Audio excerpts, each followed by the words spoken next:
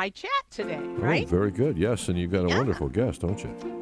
We do. Cecilia Stevenson. She is the producer of the film Triumph of the Heart. We're going to be talking to her about that today, about Maximilian Kolbe.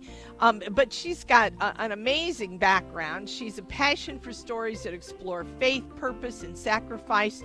And she specializes in producing faith-based and mission-oriented projects. She graduated from Texas A&M, and she pursued a career in video production.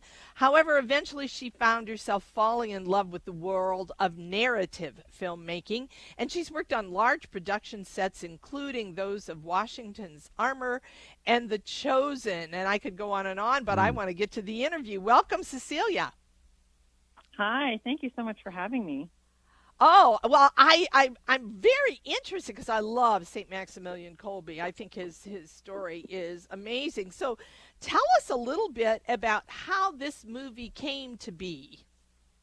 Yeah, absolutely. So it really started back in 2017, actually. So I've been working with Anthony D'Ambrosio. He's the writer-director of the film, and we've been working together since 2016. Well, in 2017, we were commissioned by the Diocese of Dallas to create kind of like a little film series for their young adults group. That was just like a quarterly thing, and so they wanted to do a video series based on the theme of suffering. And Anthony had just kind of been going through a season of suffering in his own life and had essentially an encounter with Maximilian Kolbe. And so when we were presented with this opportunity, he was like, "Hey, let's make a movie about like Maximilian Kolbe.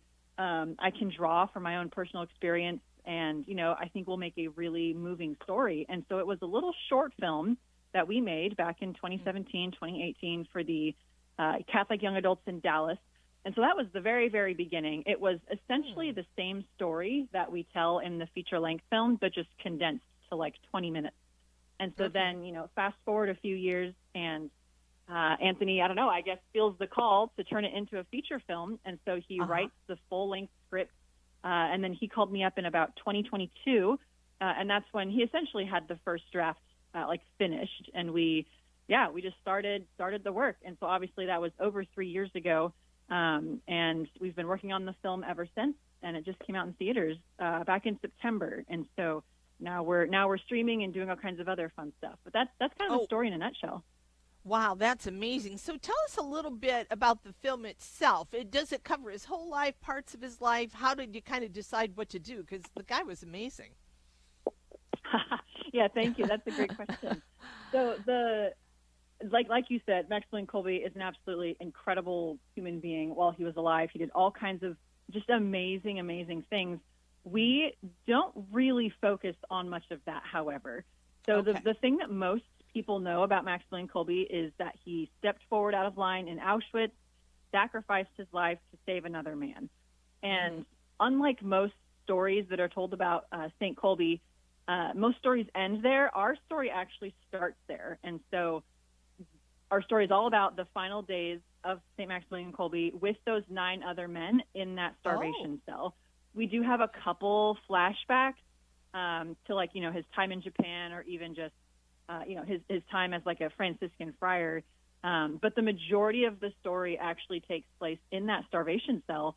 And it's really all about how he brings hope and love to those 9 other men that are sentenced to death, like with him in that starvation bunker. And so it's a rather heavy film, and it's rather difficult to watch at times. But the point of the story is not just to look at suffering and death and kind of get all down and like just dark on life and whatnot. But it's about hope, and it's about love, and I think it's very palpable.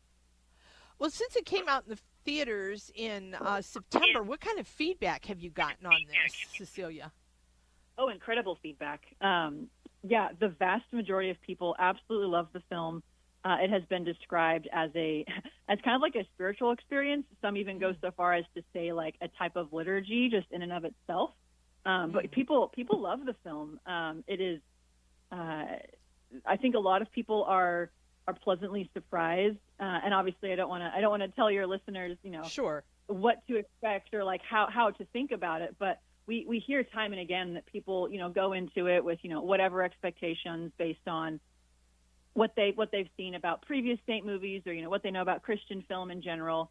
And yeah, people are blown away. The film is artistic. It is very, the craftsmen, the filmmakers that worked on this, they're just incredible artists. And we did not sacrifice art and beauty to make the film, but then also the actual meat, the actual message of hope and love, and showing Maximilian and his courage and his just fortitude and all these beautiful virtues. It comes through. We also don't shy away from making the film explicitly religious. Right. So yeah, I think people love the film. So obviously, if people are listening now and are unfamiliar with this, they missed it in the movie theater. So where can they see it now if they want to see it? And is that still available? It is. It absolutely is. And this is actually great timing because we just launched our first streaming opportunity. So if people go to our website, triumphoftheheart.com, they can actually stream it. We have kind of a first available chance premium streaming right now available on the website. Eventually, there will be more platforms that we will partner with to show the film. But if people want to see it right now, they can go to our website and just watch it on our website. We also have a handful of parish events that are kind of randomly happening all around the country that we've partnered with different churches and other organizations. So depending on what's happening in your area, there may be one or two of those happening. I can't make any promises, but sure, those are also going to be kind of just sprinkled throughout the next year. Okay. Well, do you have any other future projects coming up or projects in the making that are faith-based like this?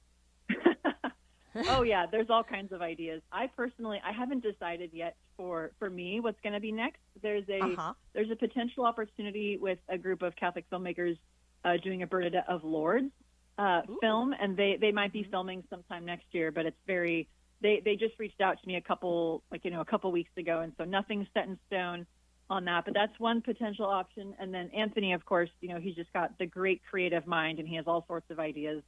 Whether it's another saint movie, Saint now Pier Giorgio Frassati. His name has been thrown around. Sure. We've fallen in love with the Polish culture, and there's all kinds of epic, Polish, tales of great kings of the past and whatnot. And obviously they're a very, very Catholic country, so there's all kinds of ideas. Oh, that's wonderful because growing up, when I was growing up, they were making a lot of these kinds of films. I remembered seeing Song of Bernadette, and those really impacted me. I was like a first grader, second grader. That made a big difference. So you're really doing the work of the Lord, Cecilia. This is great. Thank you so much. So tell us one more time where our people can find this. Yeah, it's on our website, triumphoftheheart.com. Okay, and thanks again, Cecilia. You have a great week ahead, okay? Thank you so much. You as well. God bless. Bye-bye. So this looks amazing. I did see an actual show, play on Maximilian Kolbe that was in our diocese. And I thought that was very well done. That was a couple years ago. But this film, Triumph of the Heart, looks amazing. So go to that website, triumphoftheheart.com. It looks like it's about an hour or 151 minutes, it says. But it sounds like a great take. I mean, Cecilia gave us some real insight there on what they dive into in this movie. And God bless her for her work that she's doing to bring these kinds of saints forward for us.